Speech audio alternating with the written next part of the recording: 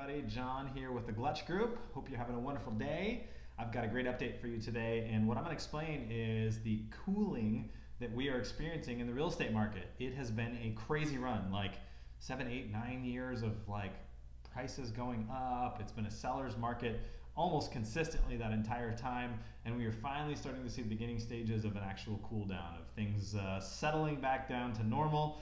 And I wanted to talk a little bit about that, give you the inside scoop on what's happening. So I'm going to discuss two specific measures, and the first one I want to talk about today is the Cromford Market Index. This is my favorite. It's very simple, and it's a single number that tells you how hot or cool the market is. It's created by Michael Orr, who is a statistician formerly at ASU. Brilliant guy. We're so lucky to have him focused here in Phoenix on our market.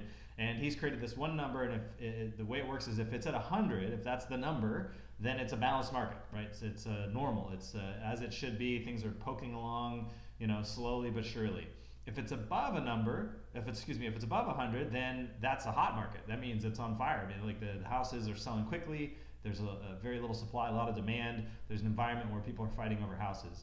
If it's below 100, that's a buyer's market. It's a colder market, meaning there's lots of houses for sale. You guys may remember, like 2007, 2008, when every house had a for sale sign and there weren't anyone buying those houses. That's low. That's when the number is below 100. So we've seen, for the last 7 years, with very few exceptions, the Cromford Market Index has been way above 100, 150, 170, 180. It's just been crazy hot, and it's been that way for years. We are now just starting to see a decrease, and so recently we've gone from about 164 down to 148 or so, which is a pretty substantial decrease in a short period of time.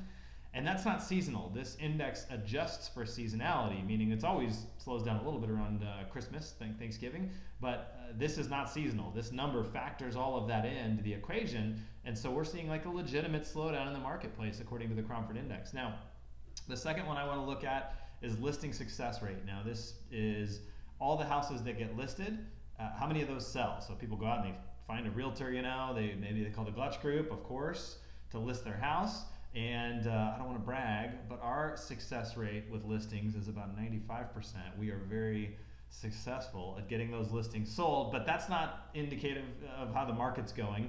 In general, the success rate has been, in the 90s, high 80s or low 90s, pretty good for lots of years. And now we're starting to see that slow down. And so now we're down, let's see here. We're down to below 80% now, the lowest it's been in years, meaning the people who are listing their houses, less of those houses are actually selling. That's an important indicator. That just means that sellers are not getting the price they want and they're pulling out of the marketplace. The buyers aren't happy with what they're seeing, and so they're not biting. That's a scenario that's really indicative of a colder market. Now, you're not going to hear about this in the news. The news is going to talk about prices, and prices are still going up. It's like a train that's been moving along and it's got a lot of momentum going, and the engine slows down now. You're not going to see the train slow down for a while, right? I mean, that's a big honking machine that's moving and it's got a lot of momentum, and the Arizona housing market is exactly the same.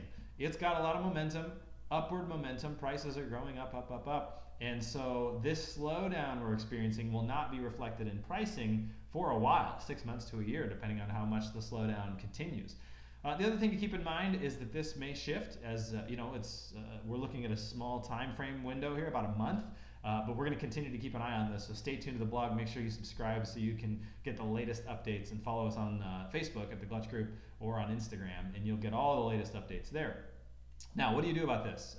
We wrote a blog post about it and did a newsletter for it, so you've got all the details there below. You can take a look at that article I wrote. But big picture is, hey, there's nothing to panic about. This is good news. We want the market to correct. We don't want things to get too crazy. When things get too hot for too long, it goes bad. We don't want that.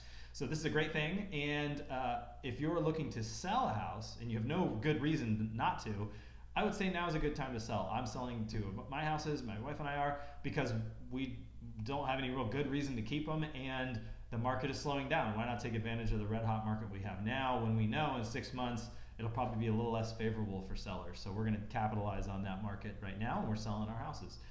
If you're looking to move up or move down, same scenario applies, because you're going to have to sell your house, and you're going to be in a better spot today than you probably will be in 6 months or a year to sell that house.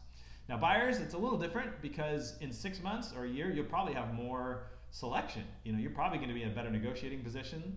Less buyers fighting over more houses is very likely. The only concern there is interest rates. Interest rates are going up, and that's probably one of the reasons, probably the biggest reason that we're seeing this decrease in the market cooling is those interest rates are going up and prices have gone up. So now it's like just more expensive to buy a house. Maybe it's a little cheaper to rent than it used to be compared to buying a house. Affordability is a little bit worse as well. Those are indicators we watch a lot, meaning people's income at their jobs aren't going up as quickly as the prices of houses are. So that affects affordability. All of that is equaling this kind of cooling market. So if you're a buyer, if you're not in a huge hurry, you might wait. But if you don't have any reason not to wait, you might get in the market sooner than later because interest rates are going to continue to go up. There's no question about it. So just to give you an idea of what to do now, and if you don't have to buy or sell a house at all, you're in good shape. I mean, if you bought a house 3, 4, 5 years ago, keep riding this train. It's going the right direction, no question about it. So no reason to panic. This is very normal. In fact, it's very healthy. And again, to reiterate, if you're looking to sell, I would probably do that sooner than later. If you're looking to buy, you might take a risk and just kind of wait it out. That way you've got more selection, less competition, but you may have to pay for it in interest rates. So keep that in mind and keep an eye on those interest rates. We'll keep you up to date as always. Again, follow us on Facebook, Instagram, or subscribe to the blog and we'll keep you up to date. Have a great day. Thanks everybody.